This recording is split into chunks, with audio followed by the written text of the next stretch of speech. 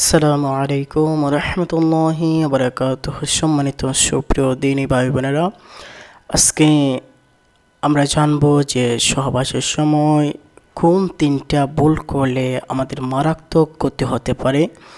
যে তিনটা ভুল করলে আপনি গরিব হয়ে যাবেন, যে তিনটা ভুল করলে আপনি মারাত্মক বিপদে পড়বেন।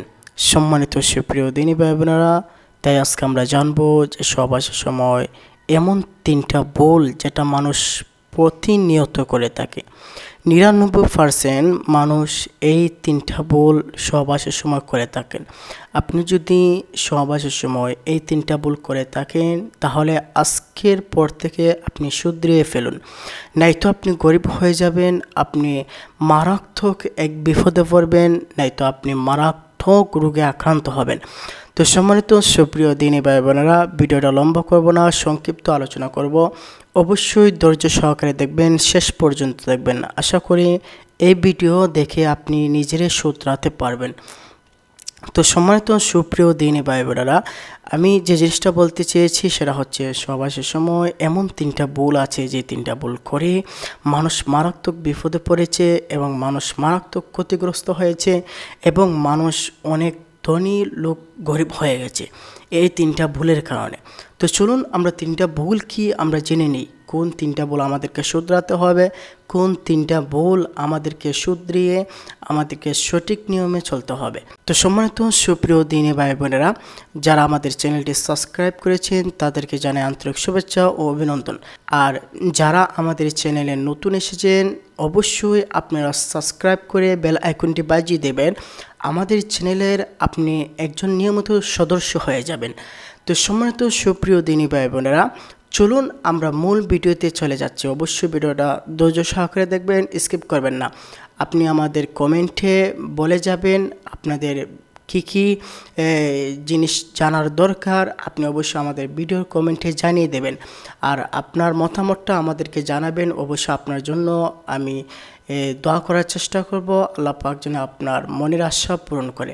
তো সম্মানিত সুপ্রিয় দিনী ভাই বোনেরা, আমাদের সহবাসের সময় যে ভুল তিনটা, ১ নম্বরে হচ্ছে আমরা যখন সহবাস করি আমাদের সবচেয়ে মারাত্মক ভুল যেটা প্রথম, সেটা হচ্ছে আমরা বিসমিল্লাহ না বলে আমরা সহবাসের দোয়া না পড়ে আমরা প্রস্তুতি নিয়ে নিই।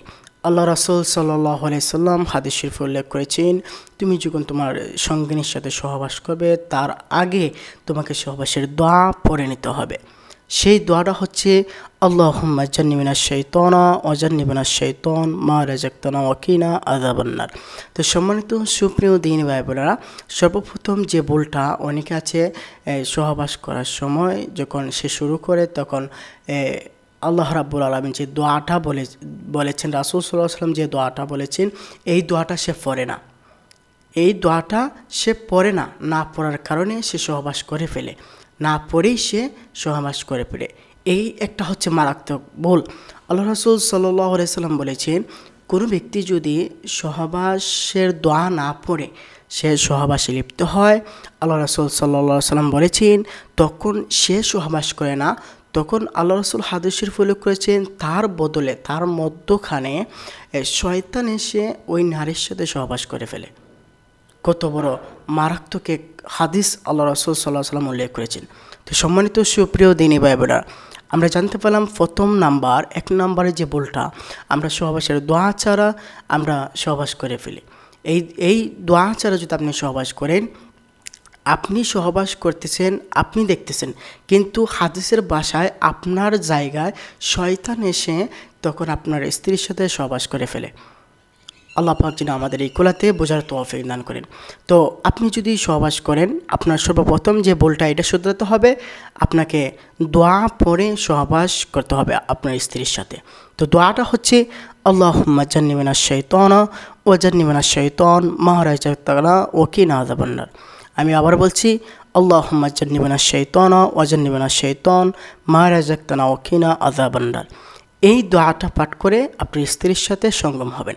তো সম্মানিত সুপ্রিয় দিনী ভাই বোনেরা, আমাদের ২ নম্বর যে ভুলটা হচ্ছে, আমরা ২ নম্বরে ভুলটা করে ফেলি কি, যে আমরা সহবাস করার সময়, করার যখন পর আমাদের যখন সহবাস হয়ে যায়, আল্লাহ রাব্বুল আলামিন বলেছেন যে সহবাস করার পর ওই ব্যক্তি যেন ফরজ গোসল আদায় করে নেয়।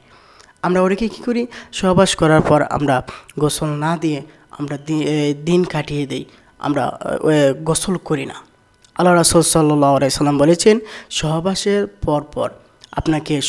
পরপর পবিত্রতা অর্জন করতে হবে, আপনাকে ফরজ গোসল আদায় করতে হবে। আল্লাহ রাব্বুল আলামিনের নামাজ যেমন ফরজ দিয়েছেন, ফরজ তরক করলে যেমন আল্লাহ রাব্বুল আলামিন নামাজের জন্য কঠিন শাস্তি দেবেন, ঠিক তেমনি আপনি ফরজ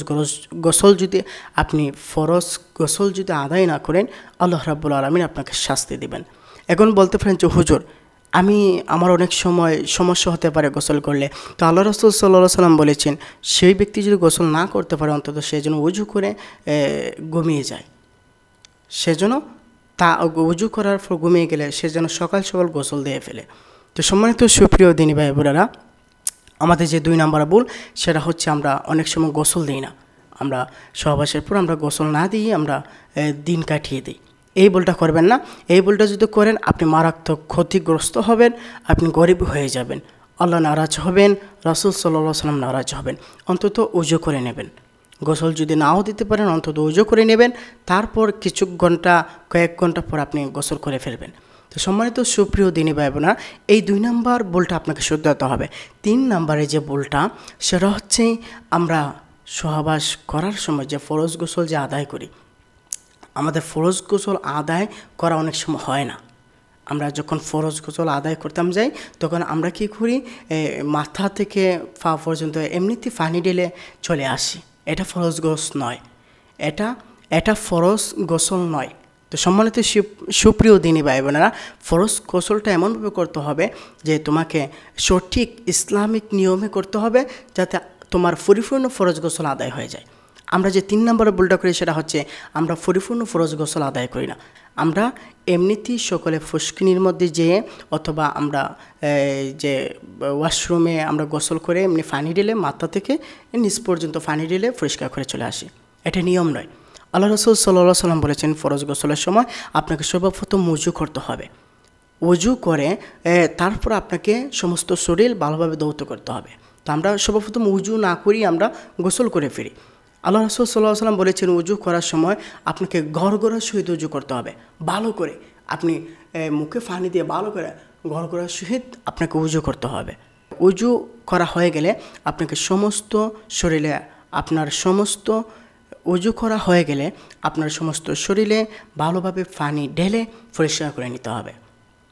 ভালোভাবে পানি ডালা হয়ে গেলে যখন গোসল করা শেষ হয়ে যাবে, শেষে আপনাকে দুনো পা আবার পানি দিয়ে ভালোভাবে ধৌত করতে হবে।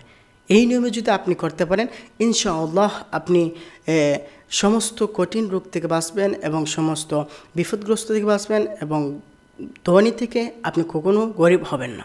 তো সম্মানিত সুপ্রিয় দিনী ভাই বোনেরা, আজকের দেখানো নিয়মটা যদি আপনারা পালন করেন ইনশাআল্লাহ আপনি এই নিয়ম পালন করতে পারলে আপনি সমস্ত কঠিন বিপদ আপদ থেকে এবং সমস্ত রোগ থেকে আপনি বাঁচতে পারবেন। তো সবাই ভালো থাকবেন, সুস্থ থাকবেন।